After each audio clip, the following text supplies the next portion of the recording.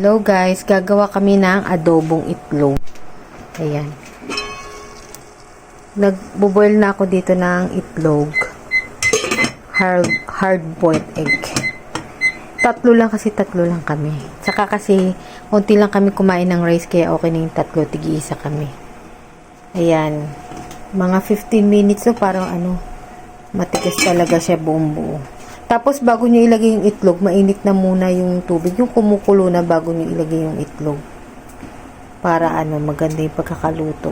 Tapos, kailangan natin guys ng sibuyas, ng bawang, saka isang sili. Pwede nyong hiwaan guys yung sili kung gusto nyo maanghang. Kaya lang si mama kasi ayaw niya na maanghang. Kaya, sinugatan lang namin siya para lang makuha yung flavor ng sili. Tapos ito, 6 tablespoon na soy sauce. Ito, 2 tablespoon plus 2 teaspoon na vinegar. So, kailangan meron kayong sukatanan. Mura lang naman yun sa Shopee. Tapos, ito, pepper. 1 tablespoon na sugar. Kahit white pwede. Walang problema. Tapos, 1 tablespoon na oyster sauce. Kalahati lang nito guys kasi yung isang ganito, 2 tablespoon eh. So, 1 tablespoon lang kailangan natin. Ayan, magpainit na tayo ng kawali. Ayan, tapos, naluto na nga rin pala guys yung itlog. Nabalatan na rin.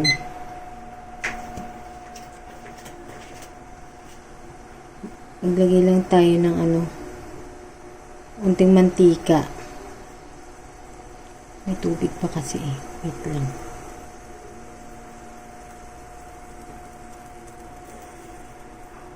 Ayan. Kasi ang una muna natin gagawin guys, ifa-fry natin yung yung bawang. Para ipang na rin natin siya.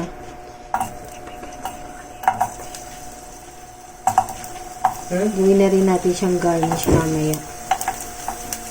Mas maganda kung nipisan nyo pa yung hiwa. Medyo mataba yung hiwa ni Papa eh. Mas maganda yung medyo manipis para mas crispy.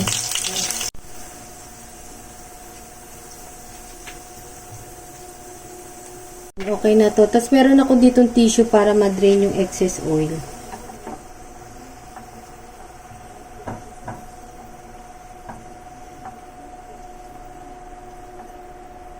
Mas maganda kasi kung mas manipis yung hiwa eh. Para mas crispy. Tapos, okay naman na siguro itong mantika. Bawasan natin. Hindi, tama na. Baka masyado madami. Hindi, okay. Sibuyas.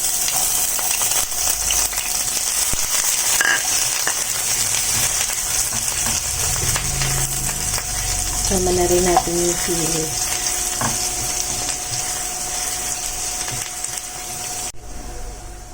Ayan. Tapos, lagay na natin guys yung soy sauce.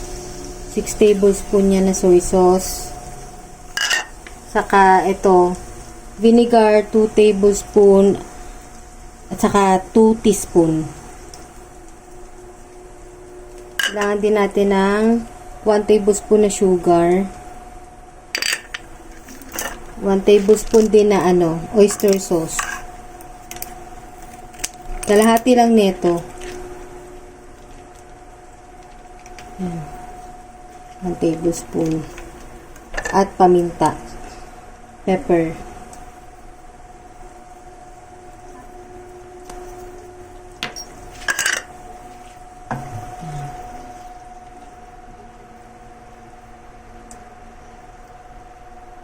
Tapos tikman lang natin kung okay na yung kanyang lasa.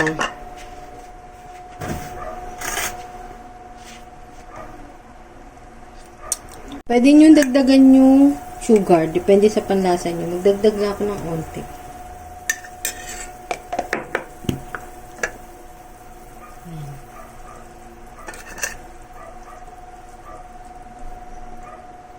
Tapos kung may spring onion kayo guys, pwede kayo magdagdag.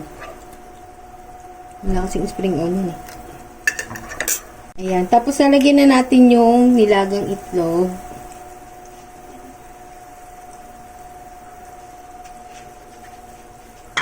Kung meron yung spring onion, pwede kayo magdagdag dyan. Pwede rin kayo mag-add ng sesame oil, no? Para mas lalong masarap.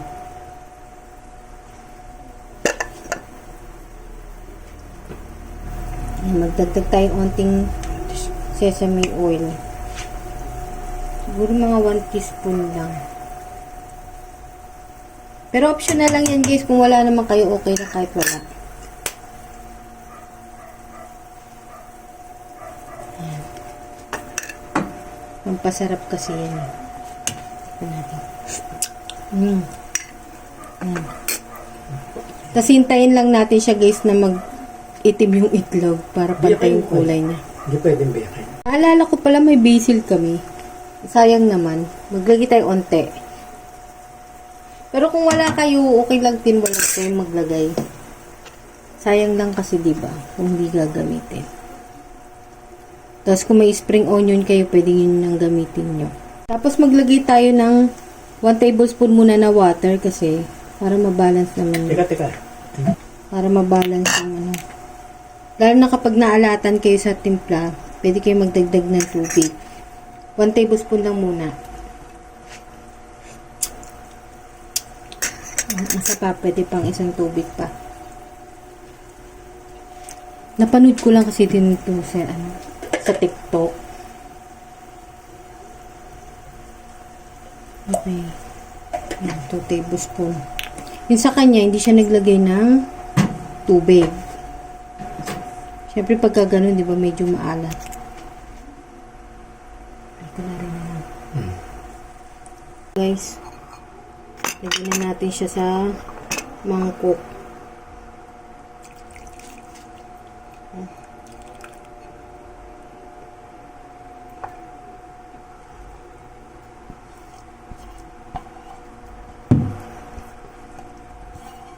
Pwede nyo dagdagan guys yung itlog nyo.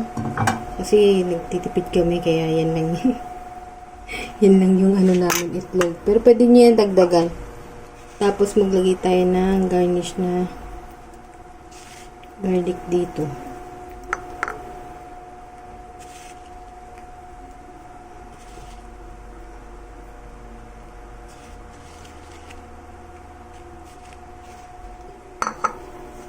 Ito na guys, yung finished product, adobong itlog. Ayan, para sa mga walang budget dyan.